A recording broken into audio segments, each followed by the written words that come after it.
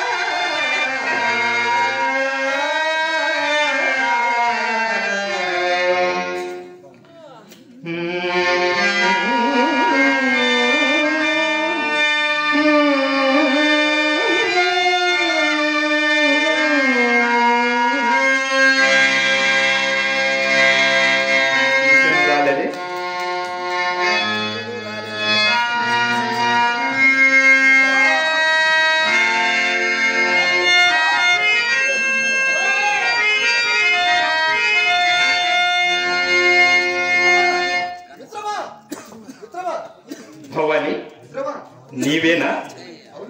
నేడు వేలుకు రాగా ఏదో గ్రామాంతరము పోయినావు అనుకుంటున్నా.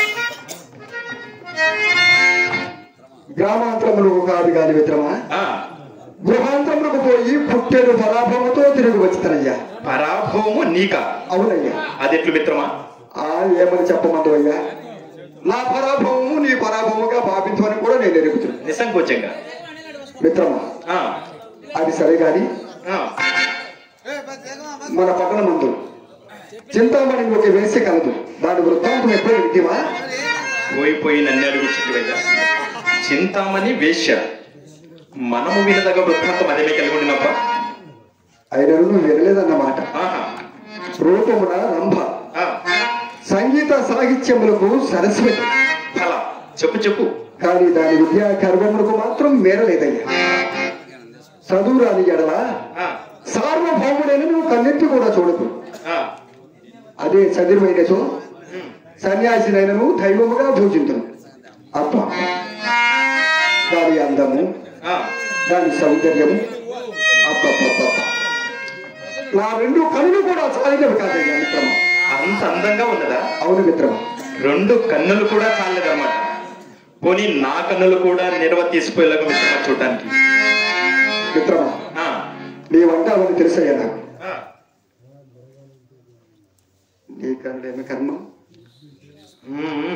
నిన్నే నిన్నే నీలో నీవేమో మాట్లాడుకుంటున్నావా మిత్రమా? అది సరిగాని మిత్రమా, చింతామణి నాకు ఒక పరీక్ష పెట్టినది. ఏమిటది? ఈ శ్లోకములకు అర్థము అంతగా నాకు స్మరింపలేదు మిత్రం.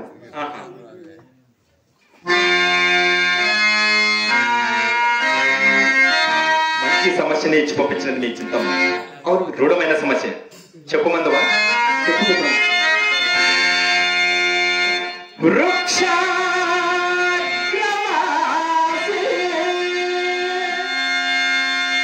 నచ పక్షిరాజ చర్మాంగధారి నచ సుమయాతి త్రినేత్రధారి నచ శూలపాణి జలం భరిత్రి నఘటో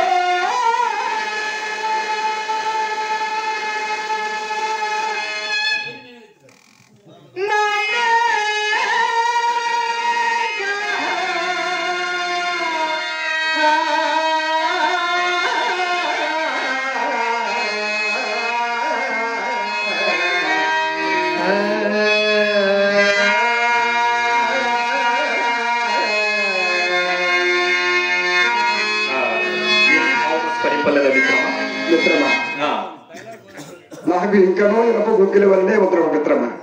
తెలిస్తే నా అక్కడికి ఎందుకు వస్తావు? అవును కదా మిత్రమా. చెప్పు మందువా. చెప్పు మిత్రమా. వృక్షాగ్రవాసి అనగా చెట్టు పైన ఉంటున్నది. చెట్టుపై ఉండును. నచ పక్షిరాజ పక్షి కాదు. పక్షి కాదు. చర్మాంగధారి చర్మమును ధరించి ఉండును. నచ సోమయాజి సోమయాజి కాదు. అనగా ఎవరో తెలుసా? యజ్ఞ యాగాది క్రతువులు చేయువాడు సోమయాజి, అతను కాదు. త్రినేత్రధారి 3 కన్నులు కలిగి ఉండును. నచ శూలపాణి శివుడు కాదు. జలంధరిత్రి జలము కలిగి ఉండును.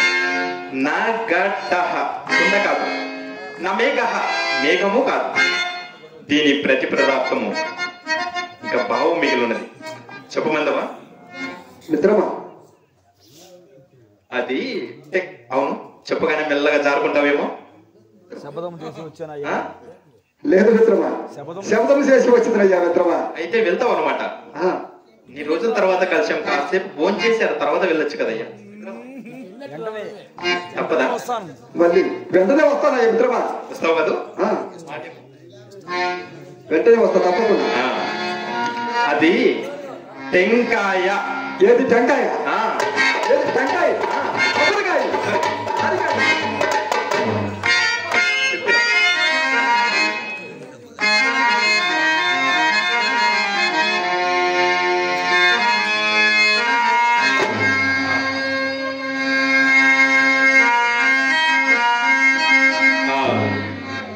సాయము సమయము ఎంత సమ్మోదకరముగా ఉన్నది.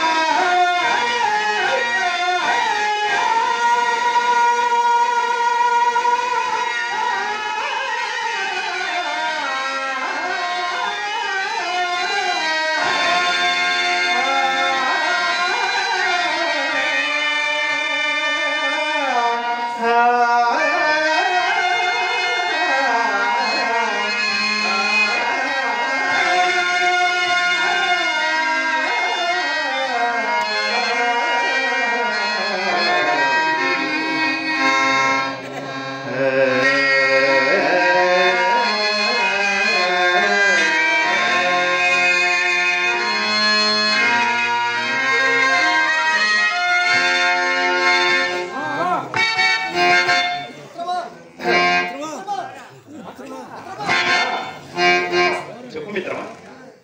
నువ్వు చెప్పిన శ్లోకం అర్థమో చెప్పగానే చింతామణి కుక్కమని నా ఎంటబడి వచ్చేది. ఏమంటివి భవాని? మిత్రమా, చింతామణి ఇక్కడికి రావడం ఏంటి? అవును మిత్రమా, పట్టుపగలు ఒక వేషిని వాసుదేవ మూర్తిని తీసుకొని రావడం నీకైనా ఆలోచన ఉండకల్లా? పొరపాటు చేసే బాబుని ఆలోచించవలసింది. ఎక్కడ ఉంది మిత్రమా? మంచి పని చేసామన్నా అందరూ చూడండి.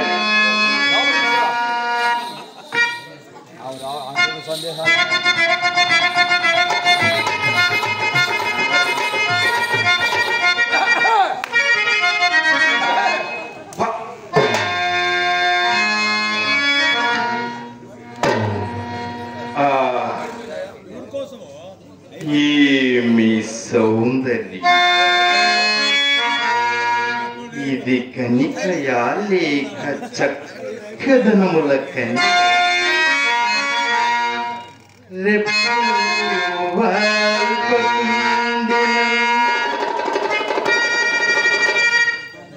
ధరిత్రిని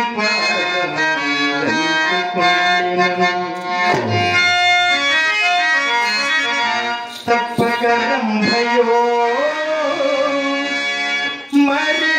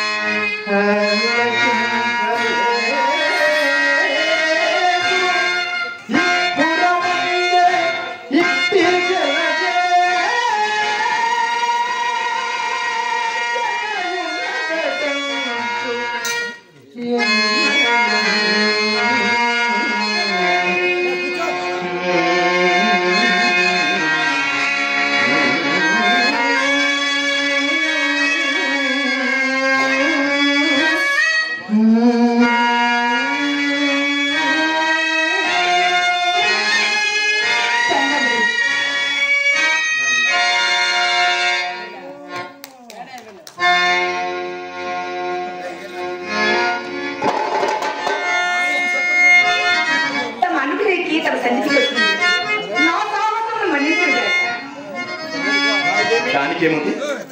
మీరు విద్వాంసరాలు కదా, నించున్నారెందుకు? కూర్చోను. నేను కూర్చుంటే రాలేదు, నాకు కొన్ని సందేహం ఉన్నది, అది తీర్చుకోటికే వచ్చింది. ఆలస్యం ఎందుకు? అడగండి. అడగమందురా? అడిగినా అడగండి.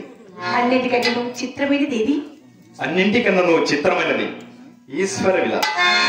ఈశ్వర విలాసమా? అత్యంత సుందరమైనది ప్రకృతి. అత్యంత భయంకరమైనది.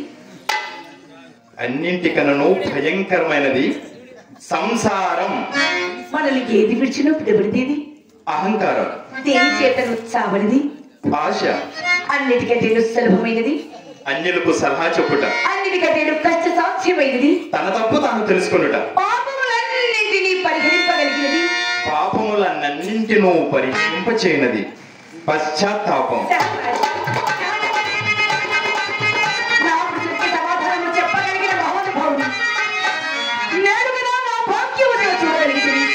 మహాభాగా చంద్రుడికి నూనె పోగోలు ఇచ్చిన స్వీకరించుట.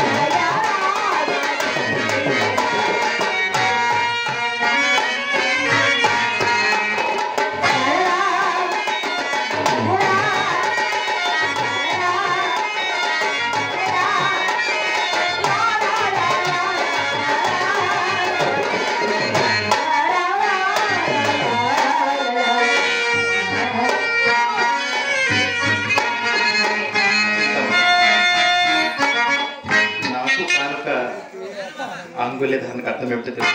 ఏమిటి? తొందరపడ్డారేమో అనిపిస్తుంది. ఎలా? అట్లయినా కొండంత దేవుడికి కొండ ఎత్తు పత్రి పూజింపగలరా ఎవ్వారులైనా అన్నట్టుగా మీ పాండిత్యమునకు ఏ పాటి.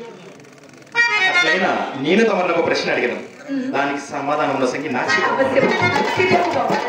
మిత్రమా అయితే బండి చెప్పడం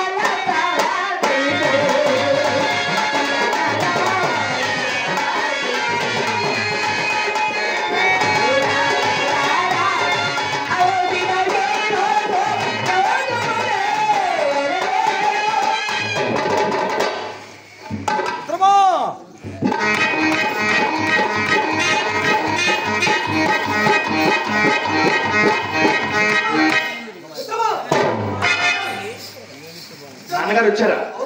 గొప్ప మునిగిందయ్యా. ఇప్పుడు ఏమి సెలవు? చింతామణి పెరటదారి నీ చెల్లి నాన్నగారు. చింతామణి గారు, మీరు ప్రాకులు రాదు, ఇందులో మిమ్మల్ని ఖండిత